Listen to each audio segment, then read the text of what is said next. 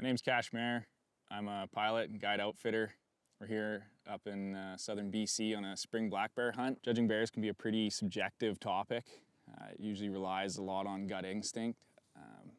It can stem a lot from just time spent in the field, observing the bears in their natural habitat, whether you're hunting them or it's just them playing around the side of the road. They can initially look a lot alike, whether it's the gender or the size or the age.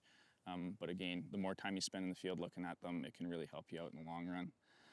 Right off the hop, the two biggest factors when you're looking at bears are going to be their gender and their size.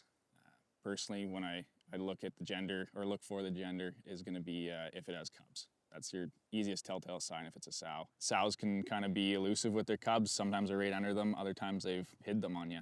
It really depends on the situation that you're presented with. If you surprise a sow or the sow feels threatened or anything, whether you're looking at it from 5 miles away or 20 yards away, that sow can push those cubs up a tree. She can go hide them down in a hole. So you want to have some time, if you can, to look it over and kind of assess the whole situation, and don't just be staring at the one bear at the size of its head or the color of its hair. Giving yourself that time will allow you to not only look at the bear that you potentially might want to take, but also look for those cubs. Once you're confident, it doesn't have cubs, a couple other factors I look at will be generally sows start to taper down towards their front end of their body. Maybe a narrower snout. Their wrists can be a lot narrower. The boars, as they get, in a more mature size and age, they'll start to get a bit blockier front ends. Their snouts will start to almost look shortened. Their ears will look a little smaller. That's just generally because their skull's starting to grow. They'll be getting a lot of meat on the head there, and it gives that impression of a very barrel-like chested bear with a very thick head on it. Once you've determined the gender of the bear to your best ability, you want to make sure that you're taking a decent age class of animal. So a few things that I'm looking for when I'm looking at a decent sized bear to take, whether it's myself or a client, is its mannerisms is honestly probably the biggest one for me, is how it's moving about. If it's moving about with purpose, almost like not a care in the world, but it's got minding its own business.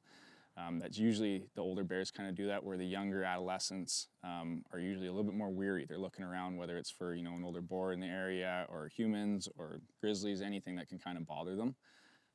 Those older boars tend to kind of rule the road if they're on there, and they'll be moving about in a more lumbering way versus a skittish way. So they might just kind of waddle down the road and not really have a care in the world. Moving through a cut block, sitting down, sleeping, eating, they're just kind of doing their own thing. That's a really big factor in determining a big one. Depending where you're hunting the bears, whether it's a spot like this where we're looking 5 to 6 miles out at the farthest, right up to about 30 yards, or if you're up on a little road where you can glass down into cut blocks and stuff, getting a good judge of distance can really help you get a good scale on the size of that bear. If you have a known distance, then you can usually scale whether it's a tree, a rock, the width of a road, anything along there, the ditch, size, depth, anything like that, and then kind of use that to compare to the bear. Obviously when you're staring through a spotting scope at a long distance, that's where that experience comes in, trying to determine tree heights or stump sizes or anything like that if you don't have a road or something to judge it off of.